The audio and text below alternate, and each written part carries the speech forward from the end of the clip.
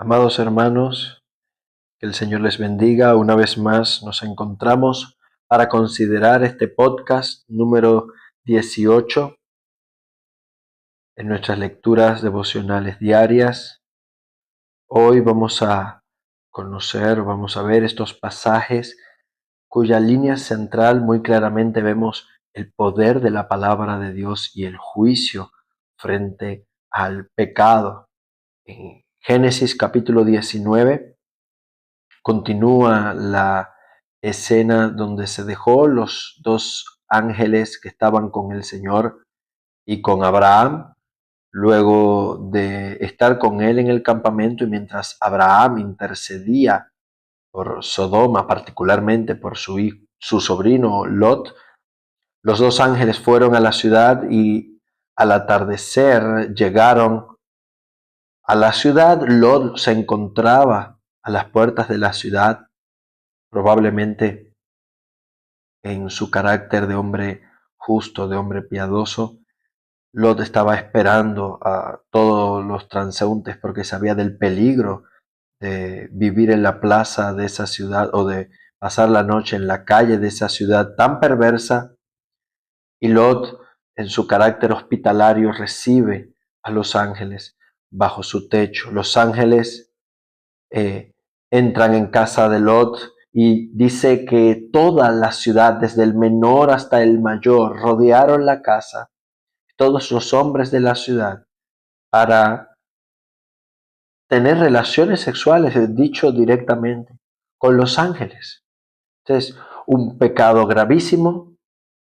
Intentan agredir a Lot. Los ángeles dejan ciegos a los hombres de la ciudad, rescatan a Lot y lo presionan a él y a su familia para huir. Versículo 12. Dijeron los varones a Lot: ¿tienes aquí alguien más, yernos, tus hijos e hijas? Todo lo que tienes en la ciudad, sácalo de este lugar, porque la vamos a destruir. Salió y habló a sus yernos y les advirtió, pero a ellos les pareció que bromeaba. ¡Qué gran vergüenza! ¿Cómo debe haber sido la conversación de Lot, que ante la advertencia de la inminente destrucción les pareció una broma? Y al rayar el alba todavía no habían ocupado sus cosas, y los ángeles tuvieron que sacarlos a la fuerza y tuvieron que huir de la ciudad a causa de la misericordia de Dios. Lot, su mujer y sus hijas: escapa por tu vida, le dijeron, no mires atrás, ni pares en toda la llanura, escapa al monte, no sea que perezcas. Entonces, esto es nuestro camino, amados hermanos, nuestra estancia en este mundo de perversión, de corrupción, de maldad. Cuando el Señor venga por nosotros, sus santos ángeles nos recojan en gloria. El Señor mismo dijo: acordaos de la mujer de Lot, no miren atrás, porque salidos de la ciudad, la mujer de Lot, no por curiosidad de ver cómo la ciudad era destruida, sino porque su corazón estaba en la ciudad y en lo que había dejado, porque su amor estaba capturado por las cosas de este mundo, se convirtió en estatua de sal. El sol salía cuando Lot llegó a Zoar, la única ciudad que sobrevivió, y Jehová hizo llover sobre Sodoma y Gomorra y sobre las ciudades vecinas fuego y azufre, como símbolo de la destrucción a causa del pecado, como símbolo de la destrucción a causa de la maldad, de la incredulidad y de la perversión moral. Así, cuando Dios destruyó las ciudades de la llanura, Dios se acordó de Abraham y envió fuera a Lot para que se salvara de en medio de la destrucción. De la misma manera, Cristo está rogando delante del trono de la gloria por cada uno de sus hijos, para que nosotros podamos estar firmes. Como Dios supo librar a Lot, así sabe librar de tentación a los piadosos y preservarlos y guardarlos para cuando Él venga por nosotros. Mas sin embargo, Lot fue salvo por gracia, no por su carácter, porque una vez salido, probablemente el dolor de haberlo perdido todo, de haber perdido a su mujer, de las cosas que había dejado atrás, lo hizo caer en la embriaguez, perder el control, y sus hijas, lamentablemente contaminadas por la inmundicia de la ciudad de Sodoma, terminaron cometiendo incesto con él, y ese fue el origen de dos naciones vecinas de Israel, Amón y Moab, que fueron enemigos de Israel. Así la palabra de Dios hace separación de los justos y de los perversos, y la palabra de Dios también condenará. Cristo, cuando venga en su gloria, dice, juzgará todas las naciones con la espada que sale de su boca, y todos nosotros seremos juzgados conforme a nuestras obras. En Nehemías capítulo 8 vemos algo similar. El pueblo se reúne desde el menor hasta el mayor en la plaza de la ciudad de Jerusalén.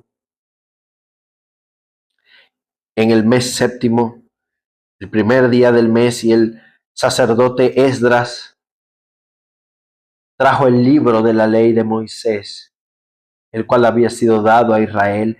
Y el sacerdote Esdras trajo la ley delante de la congregación, hacia hombres como mujeres, todos los que podían entender. Todos estaban en pie para escuchar la palabra de Dios. Ser expuestos a la palabra, ser expuestos a su obra, a su impacto transformador, a su poder. Esa es la verdadera predicación. Este es el verdadero sentido de la congregación dominical.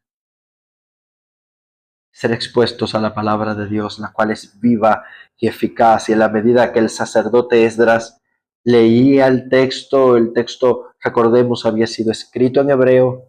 Esdras era experto en ese idioma, en entender la ley de Dios, en escudriñarla.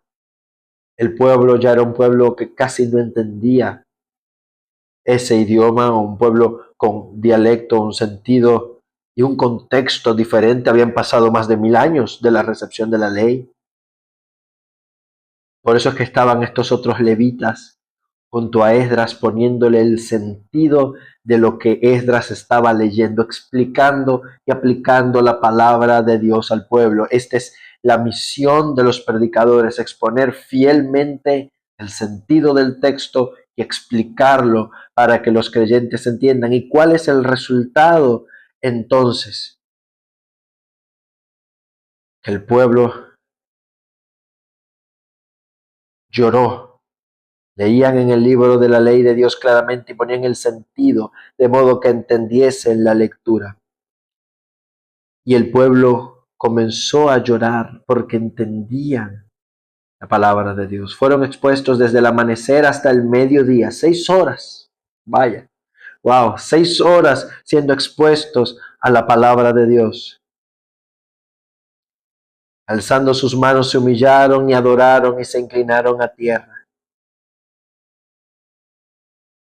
Y el pueblo se entristecía y lloraba oyendo la palabra de Dios, dice el versículo 9, por el impacto transformador que en sus corazones produjo, el despertar de sus conciencias, por la obra de gracia de Dios, por el poder entender, el privilegio de entender. Ellos no tenían una Biblia en su casa, solamente estaba ese rollo, solamente era leído una vez al año. Y todo esta mezcla de emociones, de tristeza, de dolor por el pecado, de gozo por entender la escritura, hizo que el pueblo comenzase a llorar y eventualmente fue lleno de gozo y compartieron el alimento con los que tenían necesidad en este día santo al Señor. Y al día siguiente volvieron a leer la palabra de Dios. Y entonces celebraron una fiesta que estaba prácticamente olvidada, que era la fiesta de los tabernáculos. Y dice el texto, toda la congregación que volvió de la cautividad hizo tabernáculos, y en tabernáculos habitó, porque desde los días de Josué, hijo de Nun, hasta aquel día no habían hecho así o sea, no se habían conformado a este nivel la palabra de Dios. Dios bendice la obediencia más estricta a su palabra. Y hubo alegría muy grande en el corazón. Y leyó Esdras en el libro de la ley de Dios cada día, desde el primer día hasta el último. Así terminaron leyendo los 5 libros de la Escritura, hicieron fiesta solemne por 7 días, y el octavo día fue solemne asamblea, según estaba escrito. Una vez reconstruidos los muros de la ciudad, el pueblo también era reconstruido espiritualmente. Y el poder para la reconstrucción espiritual no son manos, no son hombres. Es el poder de la palabra de Dios a la cual debemos exponernos siempre. En Mateo capítulo 18 encontramos cómo el Señor describe cómo debe ser esa comunidad del pacto que Él iba a fundar, según dijo en Mateo 16, esa iglesia que Él iba a edificar. Los discípulos comienzan preguntándole al Señor quién era el mayor, quién iba a ocupar la preeminencia en el reino de los cielos. ¿Va a haber algún papa entre nosotros? Básicamente le preguntaron los discípulos, ¿quién va a ser el líder, el más importante? Y Cristo Jesús tomó un niño y utiliza al niño como una metáfora. De cierto os digo que si no sois vueltos, sois transformados, aquí hablando del nuevo nacimiento, como expone en Juan capítulo 3, sois transformados como niños, no entraréis en el reino de los cielos. Humildad, mansedumbre, confianza, esas son las características que el Señor está exaltando. Así que cualquiera que se humille, Él mismo lo dice, como este niño es el mayor en el reino de los cielos.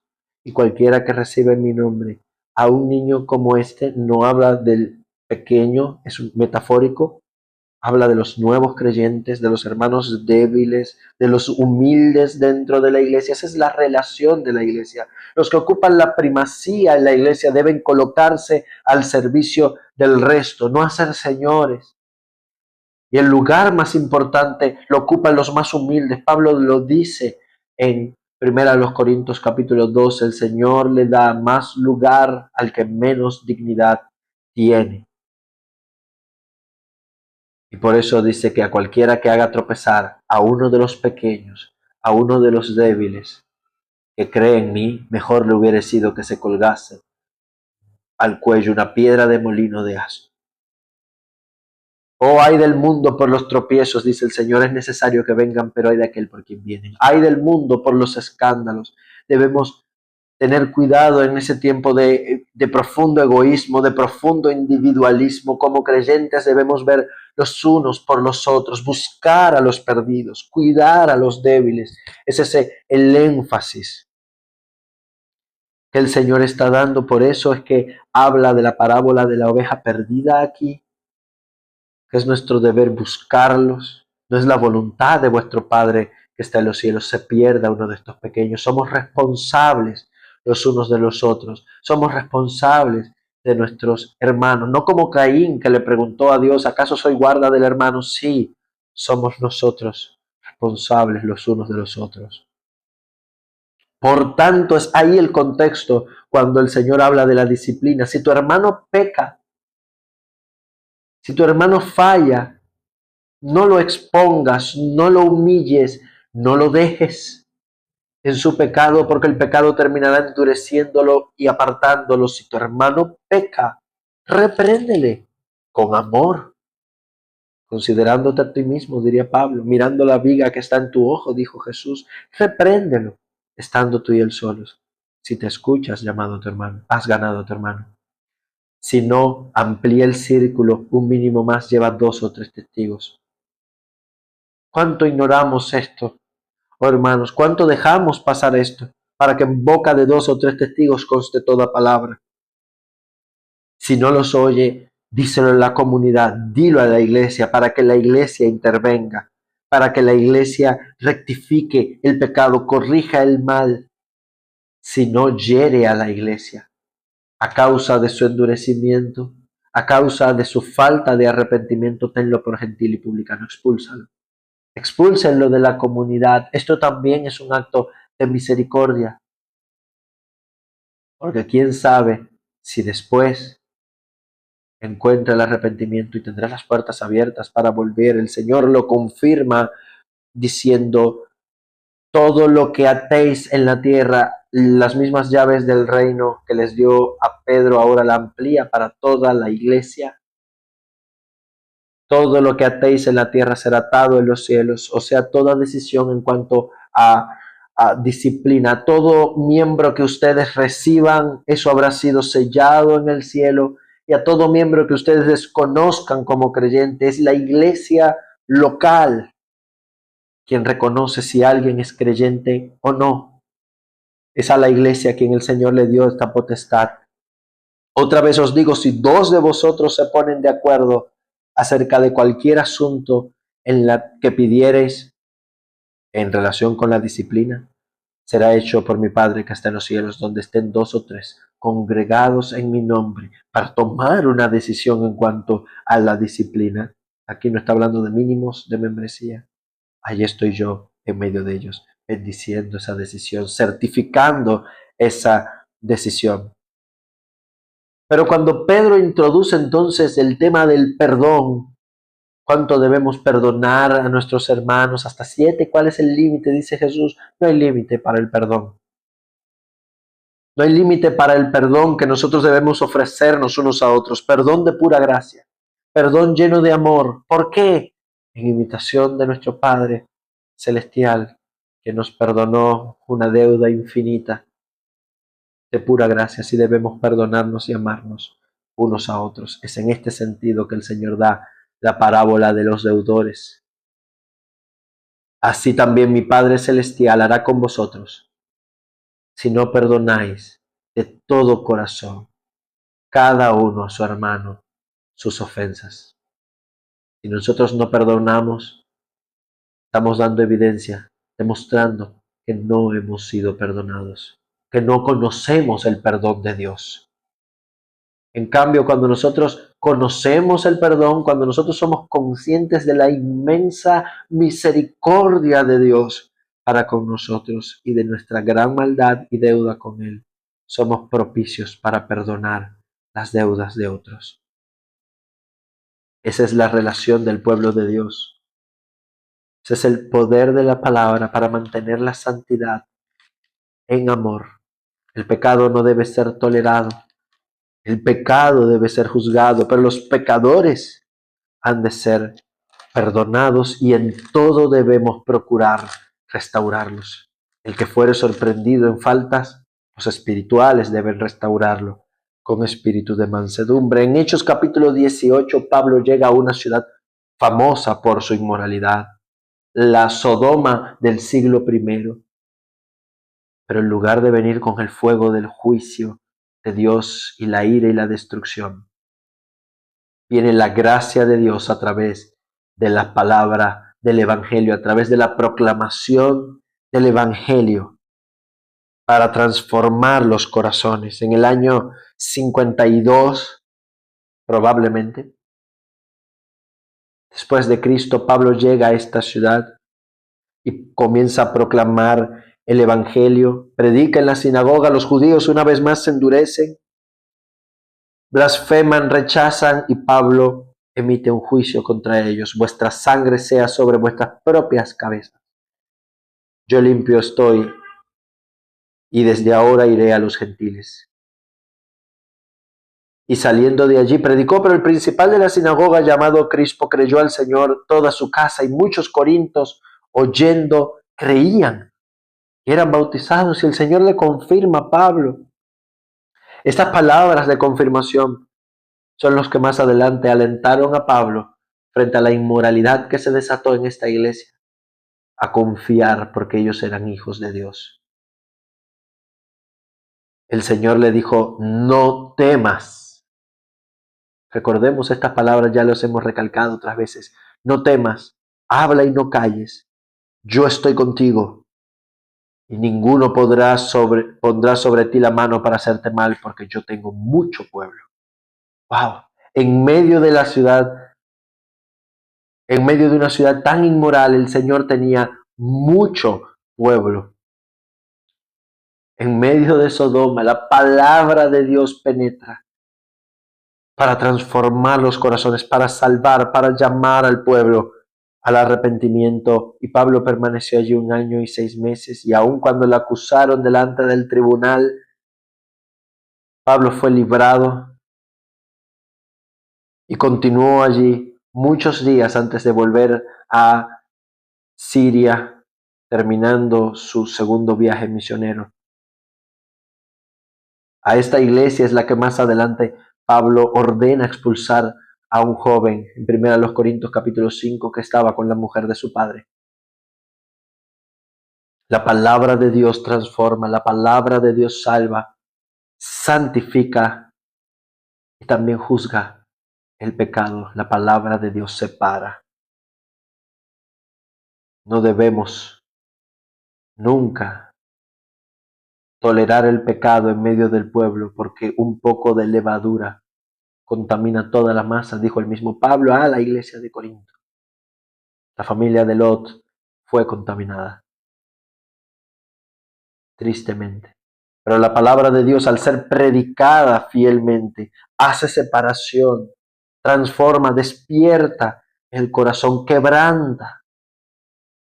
Los corintios fueron quebrantados por la palabra de Dios y se arrepintieron, según segunda a los corintios.